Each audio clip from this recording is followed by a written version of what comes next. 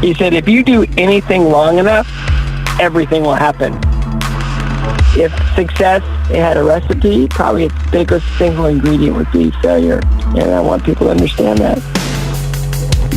Broadcasting from Nashville, Tennessee, offering a glimpse inside the music industry, shedding light on things they don't want you to know, and exposing some of the industry's biggest secrets. You're listening to the Turned Up Podcast, presented by Real Sound Productions. Here are your hosts, Jake Jones. Oh man, your teeth fell out again. And Robert Venable. I gummed that one. We're rolling. We are. Sorry. Good morning. Evening. Afternoon. Midnight. Ooh, that's when I like to listen to podcasts. I do listen to a lot of podcasts in the middle of the night. Yes. It is Turned Up Podcast right now. Scott Freakin Hamilton.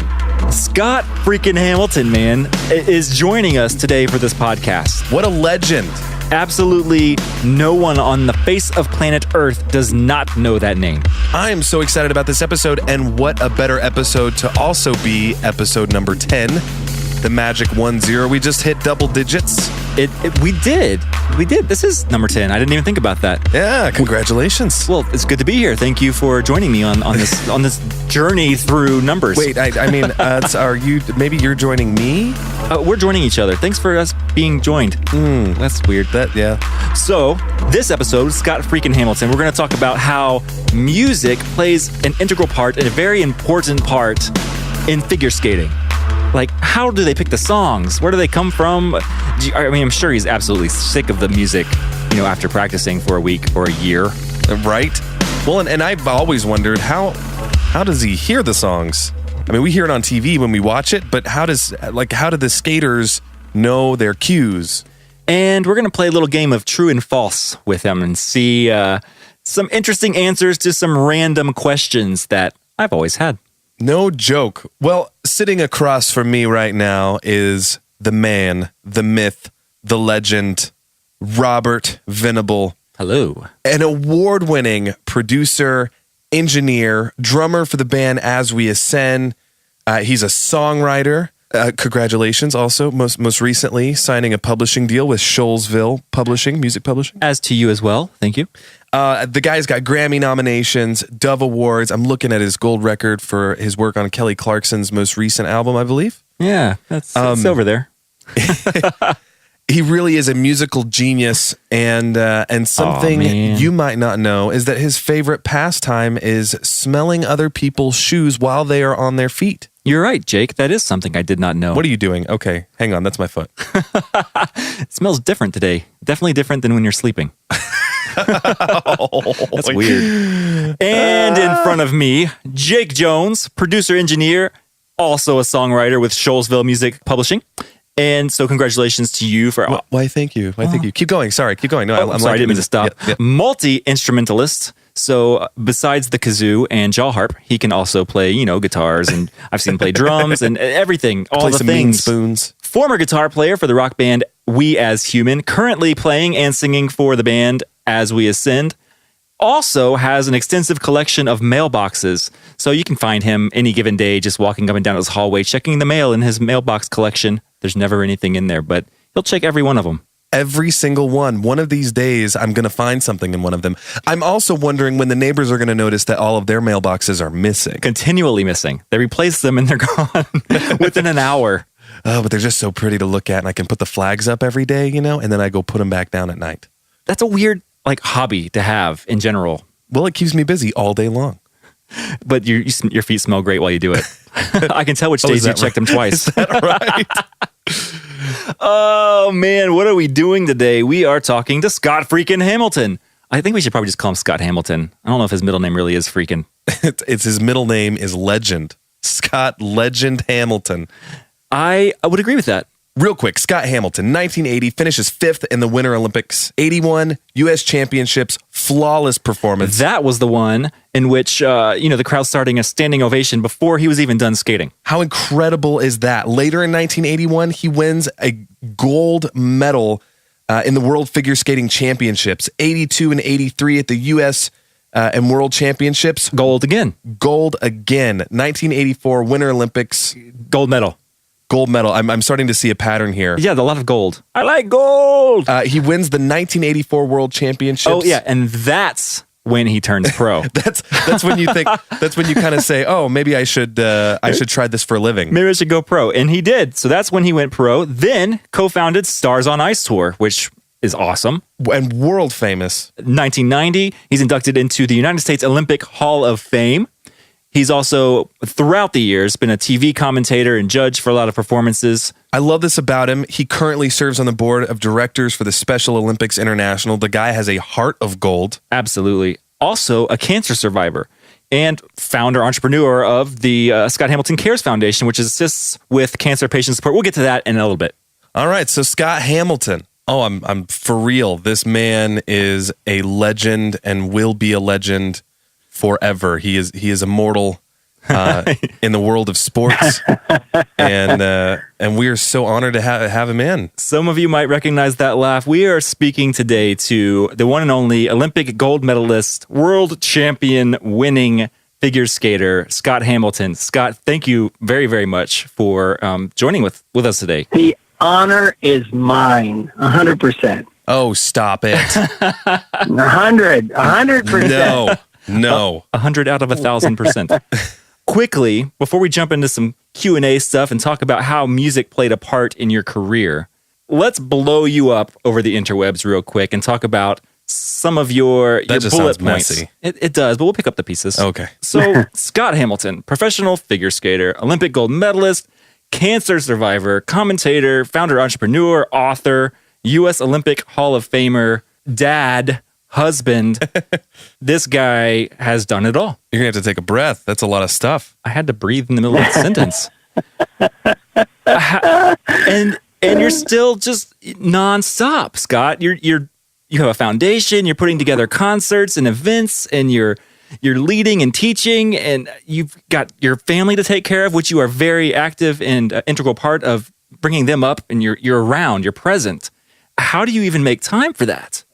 I guess I'm just desperate, because when you have my health history, you just don't know how long before you spontaneously combust. And so I'm just trying to fit in as much as I possibly can while I'm here. So, so much of it is because, when you're a male figure skater, there's so, especially when I turned pro, when I competed, it was everything was very fair. I'm only competing against men in my sport, and I kind of I figured out how to do that. But when you get into the professional world, at that time, they only really wanted women. And even when I joined the Ice Capades, it was my first professional job, the president of Ice Capades, who I had a great deal of respect for, and I built a really strong friendship with him, he just looked at me and he goes, it's a good thing you won the Olympic gold medal because you're too short to be in the chorus line. Oh. And it was kind of one of those kind of all or nothing deals, right? Where if this hadn't happened, that couldn't happen. And if that didn't or couldn't happen, then the next thing wasn't going to happen. So it was kind of like this thing where I was building a house out of toothpicks, and just trying to figure out, how to stick around long enough to convince enough people that I'm worthy of their time. And just seeing what the market was missing and having really good role models and learning from other people, their mistakes, their successes, their failures, their triumphs, all the things that you kind of go through as a professional or as an amateur athlete. And I just tried to make good decisions. And one of the best ones I ever made was when I turned pro, I realized that there was a significant portion of the audience that did not want to be there. And I figured, in my kind of, reckless cluelessness that, if I could get that guy that didn't want to be there, he's on a date night with his wife and praying that none of his friends would see him at the ice show. If I could get him on his feet, then I could skate for as long as I wanted. And so that was my key was, I got to get that guy on his feet, and how do I do it? And I spent, that was kind of my endless pursuit. With skating, it's all movement to music.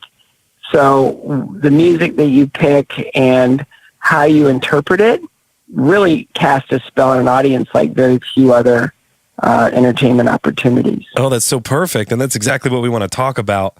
For real, how awkward would figure skating be without music? Just a bunch of people skating around, right? Just aimlessly around the rink.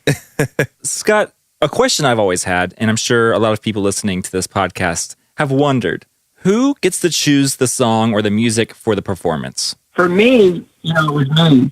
Because I knew what I wanted to do and I knew where I wanted to go. I would always take really good kind of input, when I'd be out to dinner. I'd say, I'm looking for the next piece. I'm trying to create this or break down that, or, this I haven't done, and I'd have people kind of, pitching in and, coming up with a great idea. It's like when you're sitting in a company of songwriters, you've always got, have you ever thought of doing a song with this hook?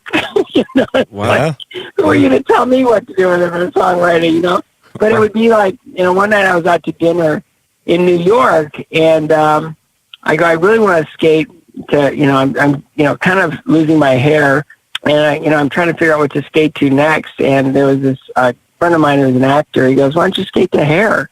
That's a great idea. Well done. I couldn't find one. I couldn't find a version of it that I could skate to. So I met a guy, just through a set of circumstances, who was kind of a Broadway, kind of a musical director. And he said, I can put a band together and perform it for you. And I go, how much is that going to cost? And I realized that I wasn't going to get anywhere unless I did what I wanted to do and how I wanted to do it. And I needed to invest in that. So we started doing music like in studio. And it was really fun. We did hair that way. We did it in the studio, and one of my, favorite guys in L.A., Billy Vera, sang the lead vocal on that, and that was really fun to work with him because, anytime I did a Disney special or anything else, it was Billy Vera. Wow. Somehow. And then, we did, I did another piece, in the studio called Keeping the Customer Satisfied, and that one was one where my mom always liked that song, but I couldn't use the Joel Gray version because it just didn't work. So I walked into the studio, and there's Glenn, the guy that was the musical director, and I look and I go, this looks really expensive. And he goes, probably because it's going to be. I don't know. And then we did, the last piece we did kind of that way was The Wizard of Oz, where I played every character in The Wizard of Oz in 6 minutes. The idea was, due to circumstances beyond anyone's control, I was the only one that made it to the theater that night, so I'm playing every role in The Wizard of Oz. We had a lot of fun. I did, I got inspiration from cartoons, friends. We just came up with whatever hadn't been done before we really wanted it to do. And that's what made you extremely successful in that industry. You were original and you did your thing, and you hired the best of the best and people out in LA in a recording studio to make music custom tailored to your performance or what was going on in your brain and your choreographer's mind. What would then end up being the performance. That's cool. Well, and I looked at it that, this is an opportunity. This opportunity will create the next opportunity if I do it right. So anytime I kind of fell off my wallet and I built something, it was because I really wanted to invest in, kind of the big picture. It wasn't, how am I going to come up with a number this year and spend $20 at, a discount clothing store for a costume. It was never that. It was, how do I keep, my team together, engaged in a way that everybody feels like they have a significant role in this? And it was truly amazing. The choreographer I worked with for all those years, she ended up winning, just from stuff she did for me, she won 2 different Emmys. And then the costume designer won 3, all in shows that I was a part of.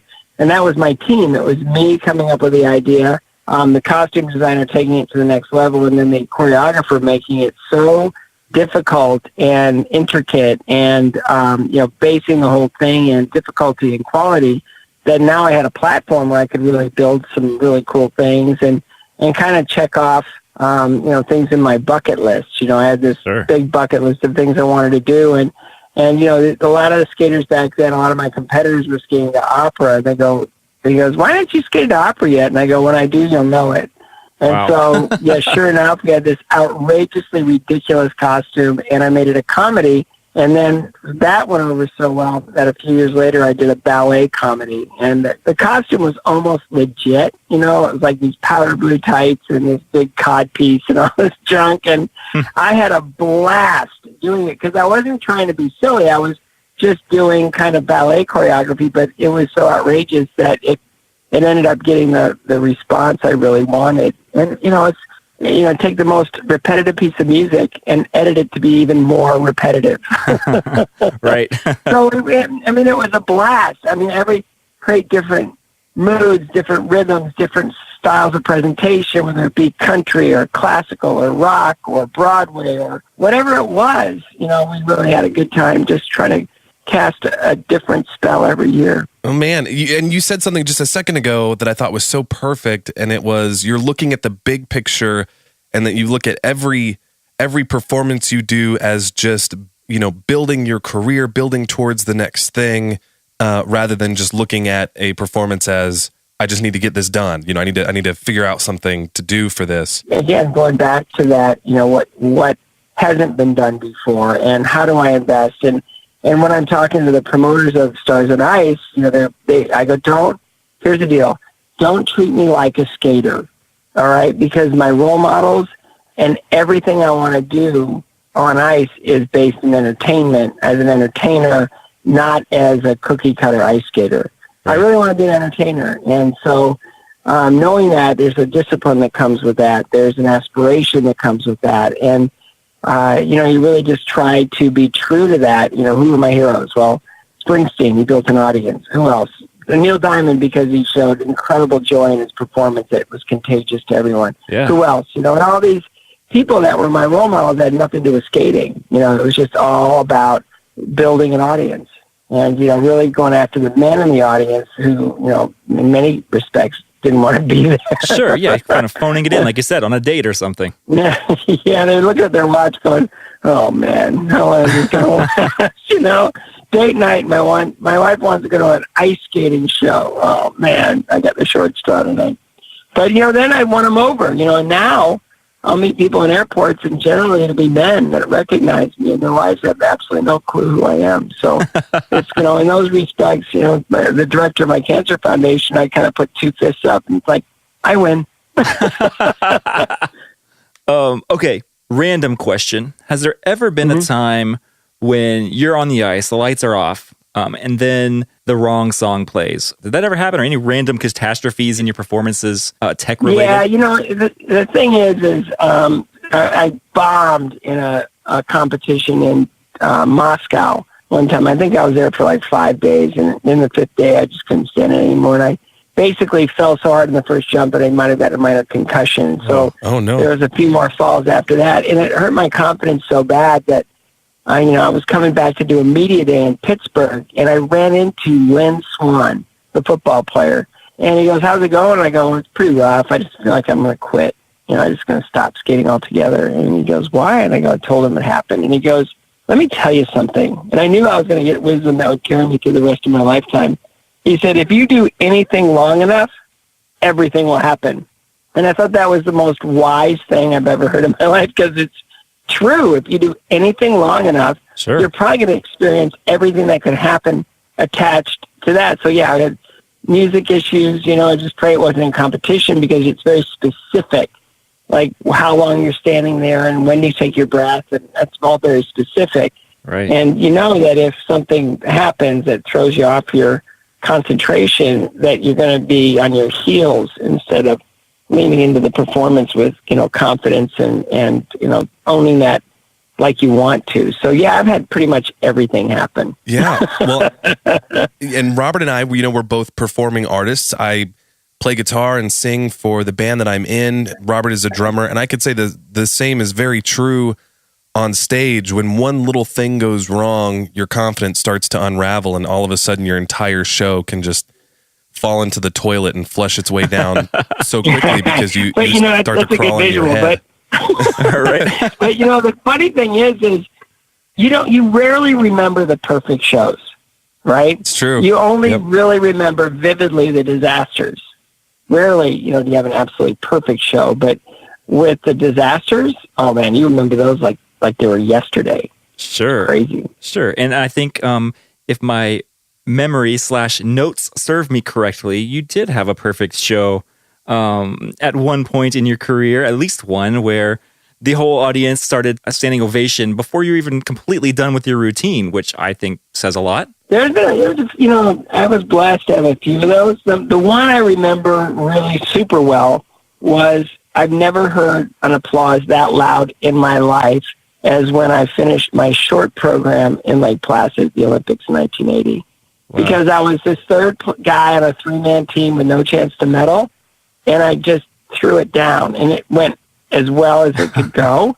And the audience just, I'm this first American kid that they see, and they went absolutely ballistic, and it hurt my ears. Wow. That's how great it was. And, throughout, that was kind of my barometer. I figured if I could create some longevity, or I could create, trust from an audience if I could get them on their feet. And I try to tell that to skaters now, but it's just a different language now. They don't get that whole entertainment thing. When they get a chance to, perform in an exhibition format, they kind of phone it in. And it's really hard for me to break through and kind of say, no. Every time you're on the ice, you've got to try to get them on their feet. And they're like, why? And I go, because it's a relationship. It's more than just being, putting in your 3 minutes. It's more than that. It's an opportunity to really create a trust and a relationship with a paying audience. And the more you can do that, the more you become, even in your professional years, post-Olympic, you become an appreciating asset instead of a depreciating asset, which happens in most cases because they don't really have that mentality. Yeah. I've been following you a while. First of all, I grew up watching you skate and remember sitting with the family eating popcorn, just watching you on TV anytime I got the chance. But more recently, following you on social media, and I saw one particular post that was a picture of a drum set that happened to be in your possession. So little birdie has told me that maybe that you hit the skins a little bit. You're a drummer? Do you play a much? little bit? Yeah? I've always loved music, and I always figured, I collect autographed guitars. It's kind of my, my collectible thing. And by, classic rock artists, I go to the auctions at different events, and I always go for the guitars, and I'm pretty maxed out. Like, I don't really know who's left for me to get. It's come to that, right? I don't have one from the Who yet, so I need to get that. Oh, wow. But, it just, it's one of those things. But I always like drums. And so I was talking to a buddy of mine who owns Ernie Ball Guitars and Strings, and I go, I just, I want to learn how to play the drums.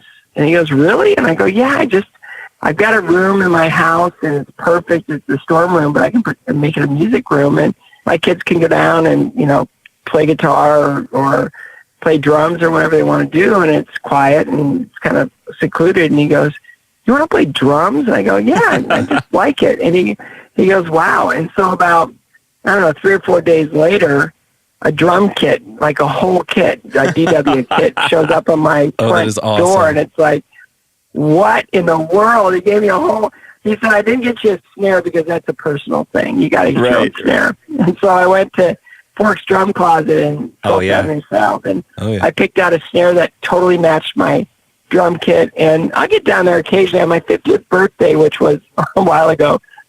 David Fishoff, who runs the rock and roll fantasy camps, gave me a spot in a fantasy camp. And as a beginning drummer, I got to go, and I have a lifetime of memories from that 5-day period. It was so much fun. I believe it. And I didn't know what I was doing. Like, I had Danny Serafin and Alan White, both, Rock and Roll Hall of Fame drummers, right? Huge. And they're trying to teach me how to do a flam, right? And it's like, all right. And so we had to do a concert, like a song, the first night to kind of chart our progression. And I'd never played in a band before. I never played any music before. And I hit my first note of music, and both sticks went flying out of my hand. And I go, all right, it's all up from there. I wasn't embarrassed. It can't get any worse. No, it can't get any worse than that. So I've already done that. So now let's get better. And it was really fun. I got to meet so many of my heroes. And in one case, we were doing they'd have all these master class rock legends come through each room. And on one of the first days, it was Todd Rundgren. And he was doing a big Q&A discussion and a master class on, his career. And so we had 2 rhythm guitar players and 2 keyboard players, but we didn't have a lead guitar player. And we were doing the song Ticket to Ride, the Beatles song. Yeah. And so, he comes in our room and he goes, "Hey guys," he goes, "how's it going? Is it great?" And I go, "I have a question for you. Will you be our lead guitar player?" And he goes, "Sure." Wow. Wow. In my first band ever, my lead guitar player was Todd Rundgren. It was crazy. It was so much fun. But yeah. The life of Scott Hamilton, man. It's insane. It's insane. And then the second day, Steven Tyler was coming through and we were doing the Aerosmith song Crazy. Don't tell me he was your first singer. No. He came in to watch. And I was really intimidated because I'm a huge Aerosmith fan. And his girlfriend recognized me. She was a big skating fan from Boston. And she always wanted to be in a picture. And he's going, "What in the world is going on here?" I just have no clue. And so, it was just sort of one of those, again, nothing you'd ever think to wish, being a huge Aerosmith fan. Now I'm playing an Aerosmith song in a band for Steven Tyler. Right. Insane. That is Absolutely incredible. insane. No one ever thinks that something like that's going to happen to them. Never. All right, Scott, true or false? You've been on the show Roseanne. True or false? True. I thought we were making that one up. No, I get a 63-cent residual check about once a month. No way. The Roseanne show. Man, put that money away. The Thrilla Next to the Vanilla, which was the name of the episode. And it was me doing linoleum skating in Roseanne's kitchen with Kevin Quinn. And we did this crazy thing. And Vern Lundquist was doing the play-by-play. It was in the closing credits.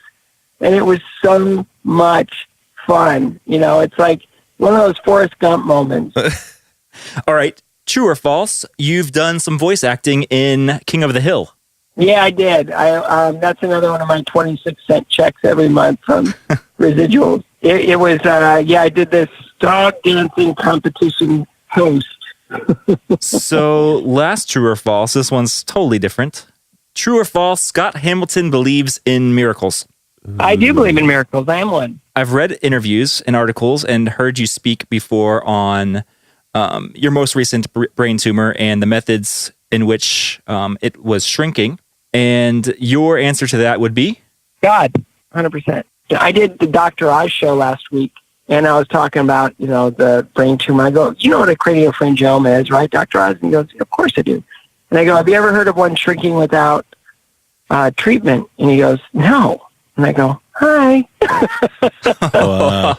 And he went, "What?" And I go, "Yeah, it's a miracle. It's an absolute miracle." And I give God all the glory. And, I've been, as much as I've always been, in the kind of the secular world of skating, I'm now totally dedicated to my faith life. And, so many things have happened that I can't explain. And that's one of them is, how, what in the world is going on, and why are these things happening to me? It's like a lot of people say the why me thing, which is like, why have I had a childhood illness that put me in hospitals for 4 years, cancer, and then 3 brain tumors. That's a why me that would be like logical. Sure. But my why me is like, every single time I've been knocked down by one of these things, just through proper decision making and everything else, it's kind of like, no, they've all been a blessing, every single one of them. And to really give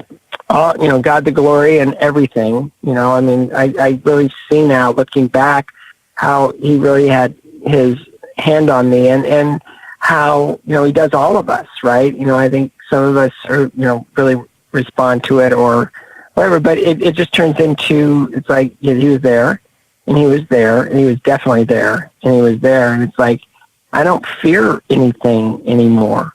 at all. Scott, that is something that I absolutely love about you, is your outlook, your perspective on life. And you're not just someone who talks about it. You're not just somebody who says, "Oh yeah, I give God the glory," but you just kind of carry on about life. You're actually doing something about it, and through your Scott Hamilton Cares Foundation, where you're taking the things that you've learned, the life that you still have, the life that God has given you through all of this, and saying, "How can I change other people's lives and make theirs better who are fighting these same battles?" And, it came out of, all of that. When my mom passed from cancer 40 years ago, I just really wanted to, do whatever I could. I skated and did fundraisers for cancer research and, really did as much as I could to try to mourn her in a really, powerful, positive way. And that is, I've got to help with the problem. I can't just be, a victim of this thing. I've got to do whatever I can in order to make it better for the next, 18-year-old kid watching his mother go through this. And then 20 years later, I'm diagnosed with cancer, and it's like, wow, I had no idea all the gaping holes in the cancer community. And then I became somewhat of a patient advocate activist. And now I see cancer differently. I see, back in the days of Richard Nixon, declaring war on cancer, and how any of the investment into cancer research kind of drove the science. The science is so far past the funding right now that I have to do whatever I can to close the gap, because I'm meeting extraordinary people, all the time, that are going through their journeys of finding the answers and looking at treating cancers in ways that no one else has thought of before. And those people give me hope. And so all I want to do is raise money to put it in the right hands of people that are going to do innovative, futuristic, collaborative research. And so I'll do whatever I can to, try to build an organization that can do that. Crazy. That's awesome that you are taking your platform and being able to put resources where they're needed in an innovative way, instead of, funding traditional styles of treating cancer and helping patients that way, which can sometimes do negative things to the human body. Being a trailblazer. Yeah, and again, it is. It's treat the cancer, spare the patient harm. And the status quo is, chemo and radiation. And honestly, more people, or I should say less people, fear death than treatment when they're first diagnosed. Yeah. You have, walking hand in hand with the Scott Hamilton Cares Foundation, is an evening with Scott Hamilton and friends coming up in November with Sheryl Crow and Darius Rucker and 10 million more famous names that we would all know, including yourself and Peggy Fleming and Meryl Davis, Kurt Browning, tons of skaters that are going to be performing to live music. Is that correct? Yeah, this is the 23rd show I produced in this way. And, to have Cheryl, who's a dear friend, and, that's all another crazy Forrest Gump story. But, she and my wife are like sisters, and our kids are the same age and the same school and play together. And she's a cancer survivor and truly wants to make a difference. And so I came to her, I go, I want this Nashville event to be our event. I want it to, be you and me, and you leverage your relationship with musical artists, and I'll leverage my relationships with the skaters, and then, CARES will, get it funded, and we'll do all these things, and we'll be able to truly bring people together for a common cause. And she said, I'm in. Wow. So, last year we had a 5-artist show. This year we're having a 7-artist show, and that's, Sheryl Crow, Darius Rucker, Chris Young, Cassidy Pope, Bart Millard of Mercy Me, right. Steve Cropper, who's a legend, and Chip Eston. So it's from the really show in Nashville. Great. Yeah. So it's a great show musically, and then you put on Olympic and world champion figure skaters, choreographing to those, group numbers and solo numbers, and just the sensory overload is, I cannot oversell it. It's impossible for me to oversell it, because people go, oh, yeah, I think I know what that is. And then they show up and they go like, whoa, I've never seen anything like that. And it's, guys going upside down and doing triple axels and, really skating like faster than anybody's ever seen skate because we turn Bridgestone Arena into a theater. We bring the seats all the way down onto the ice, and there's no barriers, and there's, the stage for the musical performers is only about 3 or 4 inches high, so everybody is all, totally involved in this show. So it's really cool. And we're hoping to turn this into either, right now it's an annual event. I'd like to keep it that way. But just really driving, enough sponsorship and audience participation into building something that's, really unique to the national market and also utilizes kind of what they do best in music, but it's also bringing in kind of what I do best, and that's finding skaters to, really rock the house. And that's, what's the date on that? November, is it 18th? November 19th. It's the Sunday before Thanksgiving. It's a 5:00 show. And then, we do a fundraising dinner afterwards. They can buy a ticket to both or just the show itself. And that's at Scott Cares, scottcares.org. And there's a link. Scottcares.org. There's a link right there. You can check out the whole lineup. Jake and I will bring our wives to that because we wouldn't miss it. Especially just the music performances themselves. For if you're just a music fan, but you want to be entertained visually as well, you got to see the talented people on the ice that can perform just ridiculous things. Scott, you did the backflip thing in the 80s that wasn't done before, at least not publicly, and it was huge. And that's just the beginning of it. Well, we got 3 guys coming in that can do backflip in this show, so that's pretty awesome. And I'm sure they'll probably do them side by side. One guy is a little crazy. His name is Ryan Bradley, and he's totally a nut job. He kind of throws himself just totally upside down, and he's crazy. He's really the good, fun kind of crazy. Yeah. But he's just an awesome guy, and I want to put him in every show I ever do because he gets the crowd going. And then there's Jeremy Abbott, who is a 4-time U.S. champion and Olympic bronze medalist.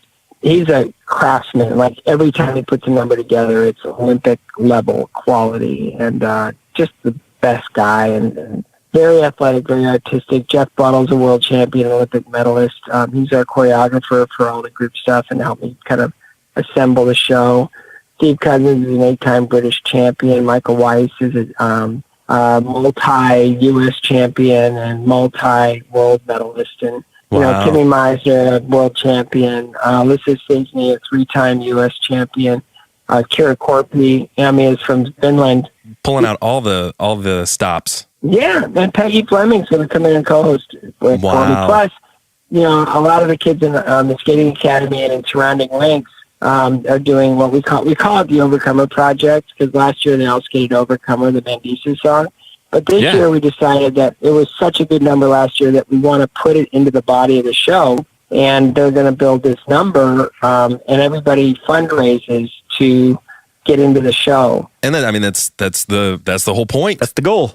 Scott, I just thought of a question pertaining to music and performance. How do you hear the music that you're dancing to during your performance? Because we hear it on TV. That's where I've seen you, but it's coming through the TV speakers. Right. Which is, do you have in-ears, or is it just blasting speakers loud? Right. No, it's blasting loud.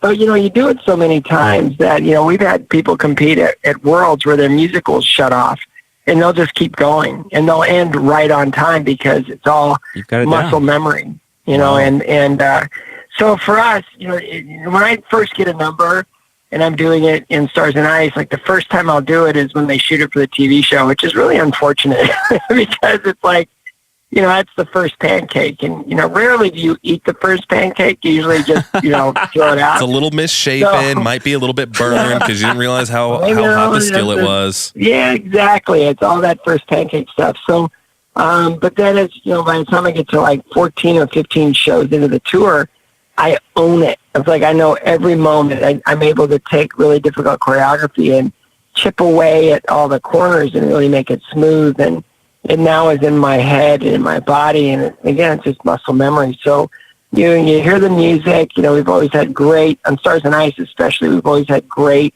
sound rigs. We used to have a sound guy back early in our Stars and Ice Days that was relatively deaf. I think he did some of the metal tours, and our audience would always be complaining, "Turn it down, it's too loud." No such thing as too loud.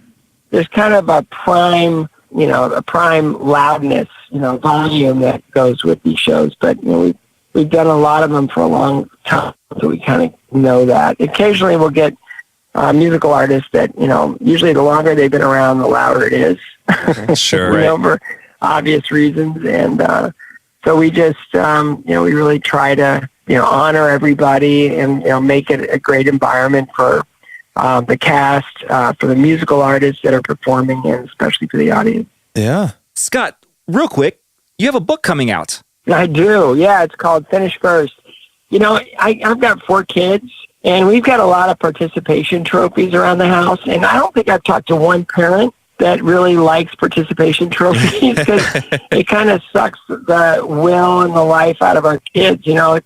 I really feel strongly that, we need to change kind of the identity of this pursuit of excellence and really embrace failure, because you cannot succeed unless you're willing to fail. And, we've kind of vilified failure to the point where we just want to spare our kids from ever feeling the sting of failure, when it's easily the most important thing in our life is how to process and use failure for our good. Exactly. It can be a huge driving factor. It is. It's huge. Like, if I would have made it to nationals the year that I didn't, I wouldn't have made the changes I needed to make in order to be, better. And, like my son, he played his first 2 hockey games, and it's like, he lost them both, and he didn't like it. And I go, "So what'd you learn?" And he goes, "Well, I learned I got to skate a little bit better. I've got to get in front of the net. I got to work on my shot. I got to get better in understanding the speed of the game." And I go, "What would you have learned if you won?" Excellent question. And he was like, "I don't know." Well, that's so true. That's it. Yeah, that's true. You learn from failure. You learn from losing. You learn from all those things. And the more you're able to process it and understand it and own it, my goodness, everything, I spent a huge chunk of my skating life as, bottom of the barrel loser. And, when things come along that are really, truly challenging, they're not that challenging because I know that it's a process. I know that this was bad. This wasn't good. This was something really unfortunate, but at least I know that it's not a death sentence. It's not like I can't get through this. And there's a way back. There's a way to, whether it be recovering from cancer or surgeries or, a lot of the other broken relationships, whatever happens in your life, if you know how to process failure, you're going to be okay. So Finish First is, the subtitle is Winning Changes Everything, because it really does. But, it's a book, it's an argument for and a guide to being your best self, and always striving for more. And if we all did that, I think our world would look a lot different than it does right now. Well, I'm excited to read this book. And that's coming out February of next year. So February 2018. Yeah, but we're really pushing a pre-sale. So if you go on any of the book sites like Amazon, Barnes & Noble, Books A Million, any of those, you can pre-order it, and it'll arrive on your doorstep February 6th. But they're really pushing the pre-order because it's kind of where things get really ranked, and the bestseller list that they're trying to get on and everything else. I don't know anything about that. All I know is a little behind the scenes. Right. I am on Amazon.com right now looking at Finish First, Winning Changes Everything by Scott Hamilton. And oh, good. Yeah, I'm looking at it right now, and that is going into my cart. So that'll be on my doorstep February 6th. And then I will meet up with you, and you can sign it for me. I'll definitely do that. Yeah, it's a cool book. There's a lot of things in there that, I said that? Really? Oh, I guess I remember hearing that. So many, especially millennials have gotten so used to this. No, we can't let our kids fail. We can't let this happen. That, it's like, well, what about, this or what about that? There's always that argument. And so it became sort of an argument for making a case for winning and the importance of, dealing with the unfortunate parts of that process. It's like editing your failures. It's like showing up every day. It's like, commit to the long haul. And a big part of it is ditch fear and deal with failure. And if success it had a recipe, probably its biggest single ingredient would be failure. And I want people to understand that. That is good. That is really good.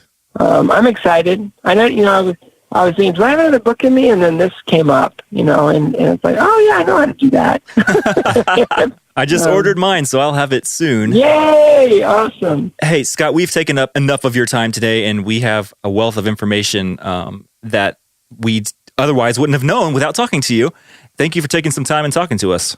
My pleasure, and it was really a joy talking to you guys. And, we'll see you on November 19th at Bridgestone Arena, 5 o'clock. We'll be there. Yeah, Scott, man, really appreciate all of the wisdom, not that you just given to us today, but your the wisdom that you pass down to other people. You said something earlier, which was, you made sure to take time to learn from other people's successes and failures to form who you are.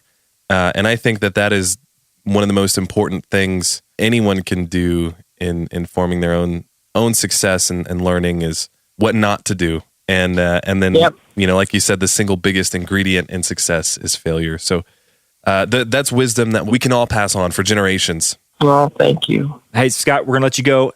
Thanks again, and we'll talk to you soon. I hope so. What a nice dude.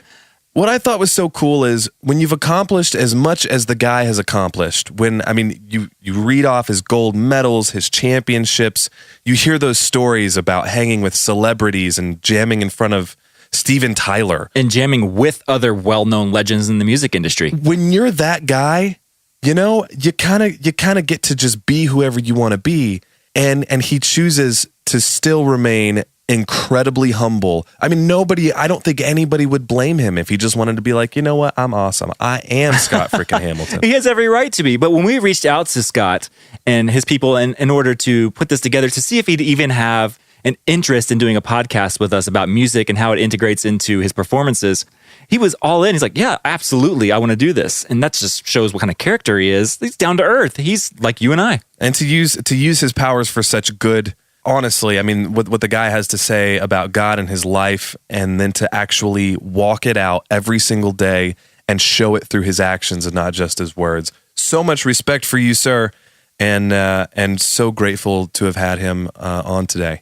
Absolutely, and I second that. So, next week, we're going to talk about how the sound effects and Foley are made. If you don't know what Foley is, you're going to learn next week. Really pulling back the curtain on this one, and we're going to do it in a very, very cool and unique way. I'm super stoked.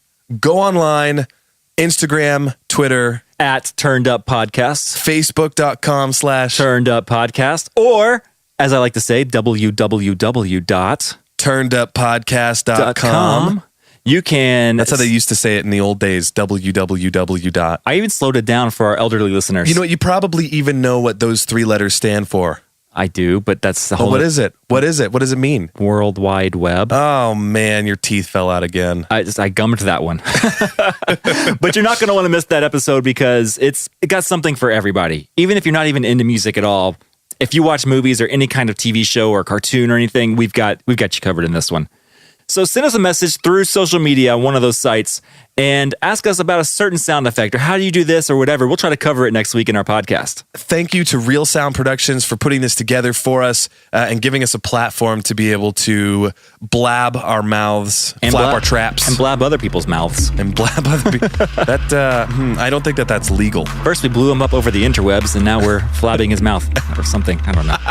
So thank you, Real Sound. Thank you, Jake Jones, for mixing this podcast. Thank you, Robert Venable, for your incredible research. This episode recorded and engineered and edited by the legendary Robert Venable. Roberto. I don't think I can get sick of you saying my name so many times in the same sentence. Robert Venable. There it is. Robert Venable. Oh man, this one's going to be fun. And thank you, Scott Hamilton, for joining us today and taking time out of your busy schedule, which your Forrest Gump life, squeezing little nobodies like us into it. Thank you for that. And until next time, this is Nashville signing out. Turned Up Podcast. Peace.